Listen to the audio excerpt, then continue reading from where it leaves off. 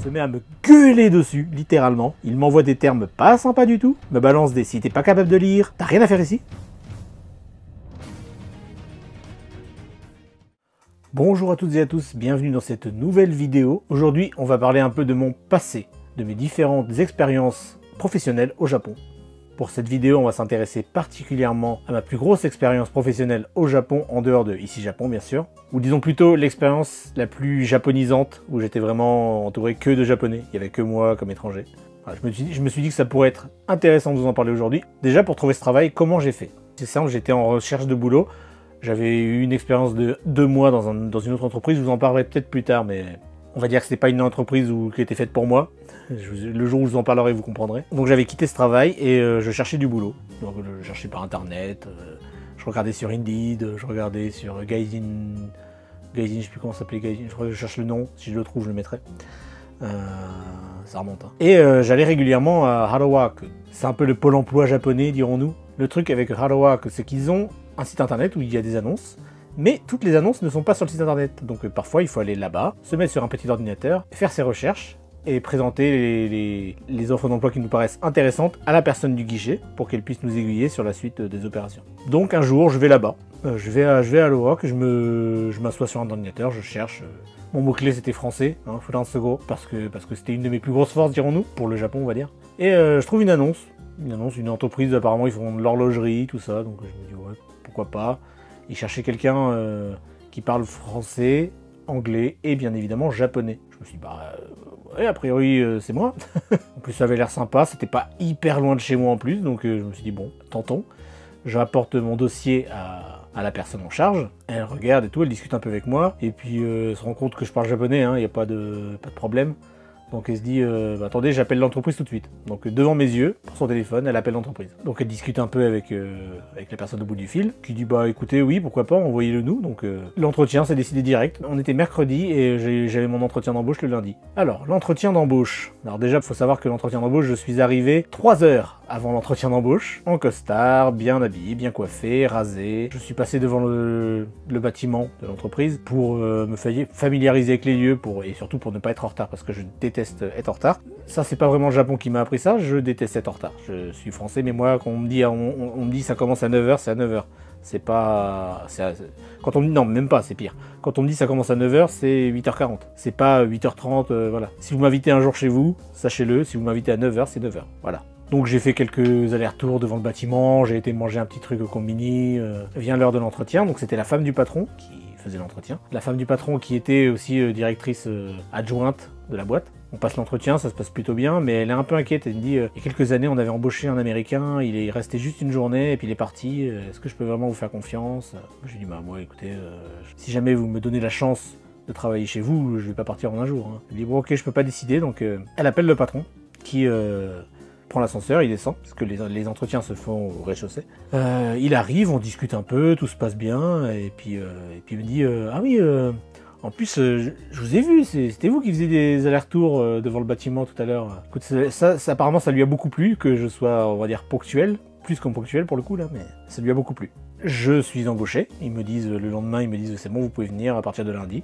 Donc, une semaine à attendre pour me préparer. On me dit il faut venir à 8h30.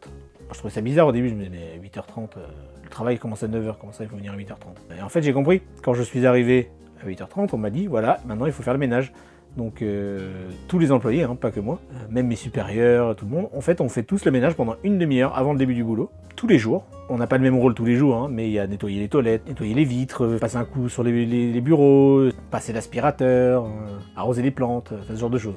Donc tous les jours. La chose moins drôle, c'est que du coup toutes ces heures, par semaine ça faisait quand même 2h30 à faire le ménage, eh bien c'était pas payé. C'était juste pour être bien vu dans l'entreprise et pour faire les choses bien, on va dire. Donc c'est super. Mais bon, je m'y suis habitué. Ça reste pas correct, mais bon, c'est... Dans la mentalité japonaise, c'est bien de prendre bien soin de son espace de travail. C'est un peu comme à l'école, ils ont ça aussi, ils font le ménage, ils font plein de trucs comme ça, donc c'est dans la culture, bon. Ensuite, à 9h, le patron il arrive, généralement. Des fois c'est un peu plus tard, mais généralement c'est 9h. Il arrive, et là on doit faire ce qui s'appelle le chore en japonais. Chore, c'est une réunion matinale en fait. Tous les employés, on est tous debout, et puis on discute de la journée qui va suivre, des choses importantes à régler, des choses à traiter. Et en plus de ça, chaque jour, une personne ça change tous les jours, doit raconter quelque chose, une anecdote intéressante, un film qu'il a vu récemment et pourquoi il l'a aimé, un livre, une exposition qu'il a vue, quelque chose qu'il a remarqué dans la société, une nouvelle qu'il a marquée, ça peut être vraiment un plat qu'il a fait et qu'il a particulièrement bien réussi, je sais pas, ça peut être vraiment, il y a vraiment eu de tout. donc voilà, au début je détestais ce truc-là, parce que moi dès que je devais parler, là j'étais là, qu'est-ce que je vais raconter aujourd'hui, je sais pas, c'est mon tour aujourd'hui, oh là là, qu'est-ce que je vais raconter. Bon, j'ai toujours trouvé quelque chose, mais voilà. Autre point, un peu dur à digérer, dirons-nous, accepter, c'est les nomikai au Japon. C'est-à-dire qu'après boulot, il faut sortir avec ses collègues, aller boire un coup pour renforcer les relations sociales.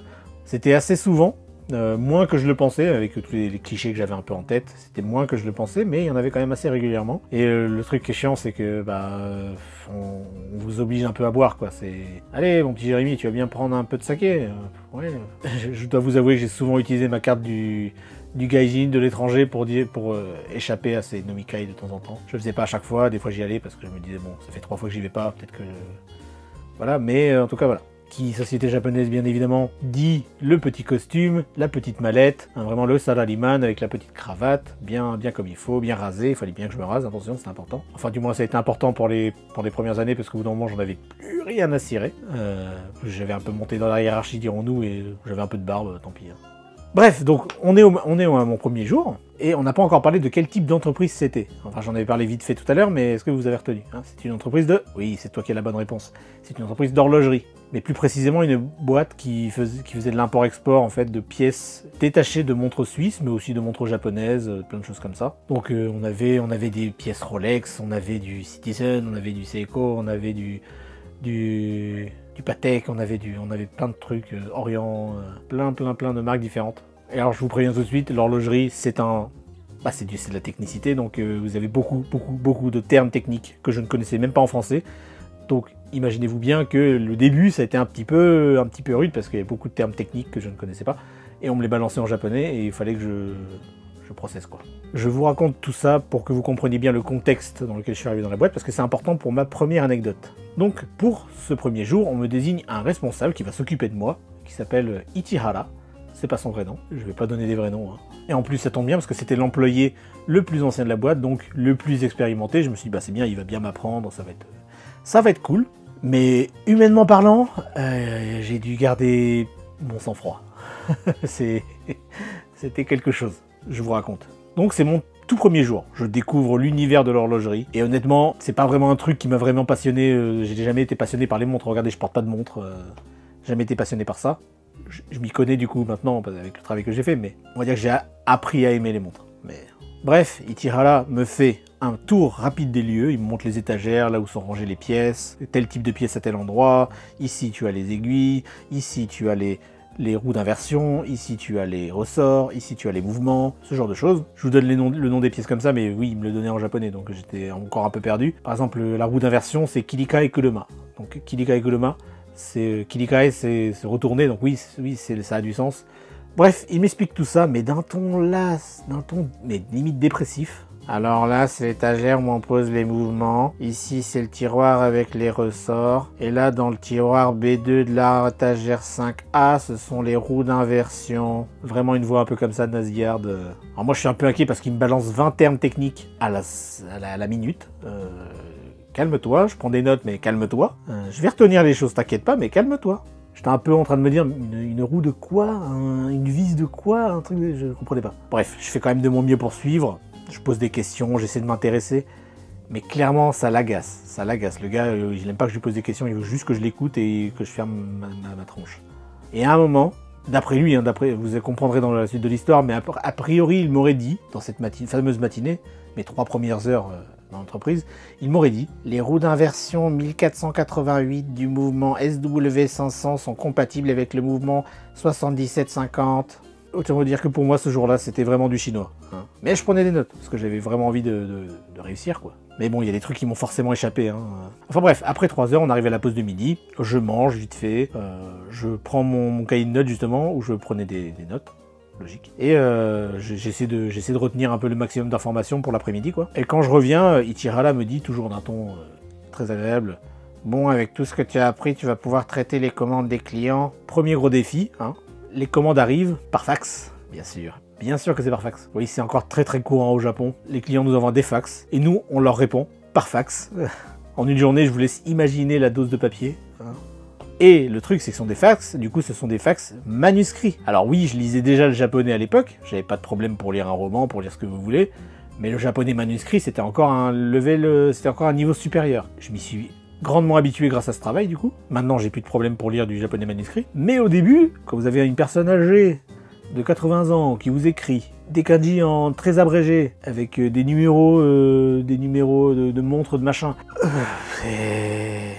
disons que voilà, le vieil horloger de 80 ans, c'est pas vraiment un calligraphe, dirons-nous. Donc je décide de m'occuper de ce que je comprends sur cette commande, donc je prends mon petit panier, je cherche les différentes pièces. Je voulais d'abord faire le maximum avant de demander de l'aide. Je parcours donc le dédale d'étagères de l'entreprise à la recherche de ces fameuses pièces détachées. Je termine de préparer la commande, sauf une pièce. Pour celle-là, je dois demander de l'aide. Je retourne donc voir mon responsable, Ichihara. Et là, qu'est-ce qu'il fait? Il me tape sur l'épaule et me remercie gentiment et chaleureusement pour mon bon travail. Non, pas du tout. Il se met à me gueuler dessus, littéralement. Il m'envoie des termes pas sympas du tout, me balance des « si t'es pas capable de lire, t'as rien à faire ici ». Il me traite carrément de débile. Je t'ai dit ce matin que la roue d'inversion 1488 pour le mouvement ETA 7750 est la même que celle du mouvement SW500 de Célita. Pour ceux qui connaissent les montres, vous savez que oui, c'est une information qui est vraie. Mais bien sûr, comment ai-je pu me tromper avec toute une matinée d'expérience? C'est évident pourtant. Et là, il me sort que c'est fini. Il ne s'occupera plus de moi parce qu'il n'a pas le temps pour un sans-cerveau. Oui, c'est littéralement l'expression en japonais. Heureusement, c'est une autre personne qui a pris le relais.